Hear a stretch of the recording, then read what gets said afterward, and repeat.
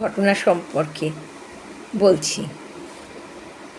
নীলা নীলা 2 হাতে বাজার নিয়ে ফেরার পথে শুনতে পেল রমা দেবী মানে তার শাশুড়ি পাশের বাড়ির কাকিমার সাথে গল্প করছে। নীলার কিছু কথা কানে এলো। আমার নীলু অনেক দূরে চাকরি করে, কাছে তো থাকে না। বৌমা আমার নীলুর উপযুক্ত একদম হয়নি, গায়ের রংটাও কালো, সারাদিন টোটো করে ঘুরে বেড়ায়, সংসারে একদম মন নেই জানো দিদি। এই তো একটু পরেই বেরিয়ে যাবে চাকরিতে, আমার যত্ন আরতি করার কেউ নেই জানো, সারাটা দুপুর একা একা কাটাতে হয়। কিছু হয়ে গেলে অবশ্য দিদি তোমরাই আমার ভরসা, বৌমাকে ভরসা করতেই পারি না। আর তোমার বৌমাটি দেখো কি চমৎকার হয়েছে, যেন লক্ষ্মী প্রতিমা। আমার বৌমাটি তো তেমন যেন হয়নি আমার মনের মতো। এইগুলো শুনতে শুনতে নীলা বাড়ি এসে বাজারের ভারী ব্যাগগুলো রেখে রমাদেবীকে শুধু বলল, মা তোমার সব কাজ ঠিকঠাক করেই তো আমি অফিসে যাই, তোমার খাবার ওষুধপত্র সবই তো হাতের সামনেই রেখে দিই, তবে কেন এগুলো বলো? তবুও কাকিমাকে আমার নামে যাতাই বলে যাচ্ছ কেন বলো মা এগুলো? রমাদেবী হকচকিয়ে বলে, না তো তেমন তো কিছু বলিনি।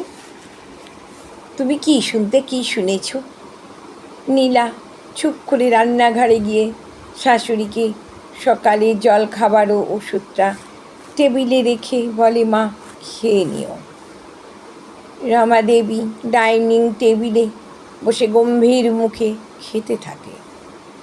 নীলা রান্না সেরে তাড়াতাড়ি স্নান পুজো করে দুটো মুখে দিয়েই অফিসের পানে ছুটে চলেছে। বলে গেছে, মা আমি আসছি, খাবার ঢাকা আছে, সময় মতো খেয়ে নিও, ওষুধও দেওয়া আছে, তুমি খেয়ে নিও। অফিসে পৌঁছেই কাজে মন দিয়ে দেয় নীলা। সোনালি বলে, কী রে তোর মনটা কেন খারাপ রে? মনে হয় কিছু একটু হয়েছে, হয়তো কিছুই খেয়ে আসিসনি। নীলা বলে, না রে, ওই সামান্য কিছু, তাড়াতাড়িতে তেমন কিছুই খাওয়া হয়নি, টিফিনে কিছু খেয়ে নেব, চিন্তা করিস না। একটু পরেই রিমাদেবী ফোন করে, বলে, বৌমা আমার শরীরটা ভীষণ খারাপ, তুমি তাড়াতাড়ি চলে এসো। নীলা বলে, মা আমার যেতে তো একটু সময় লাগবে, পাশের বাড়ির কাকিমাকে একটু ডেকে নাও, যেন তো একটু সময় ওনারা একটু তোমার দেখভাল করে, আমি যতক্ষণ না বাড়িতে পৌঁছাই। তুমি ওই কাকিমাকে অবশ্যই ডেকে নাও।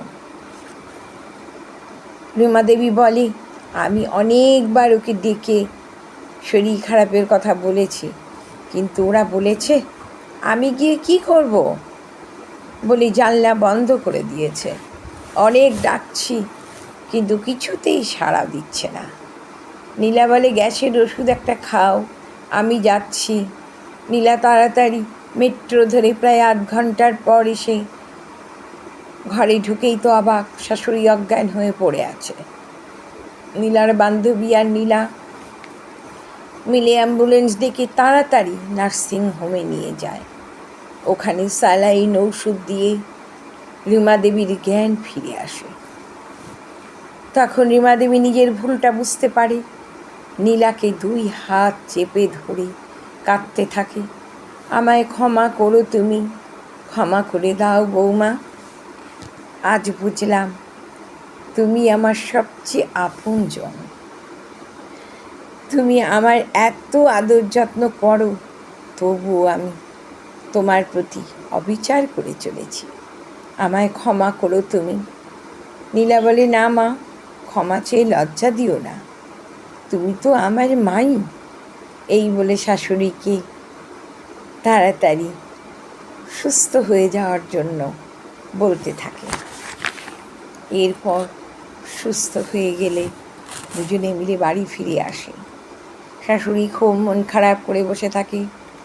তখন নীলা শাশুড়িকে জড়িয়ে ধরে বলে, না মা, মন খারাপ করো না। কি হয়েছে? আমার মা হলেও তো বলতো।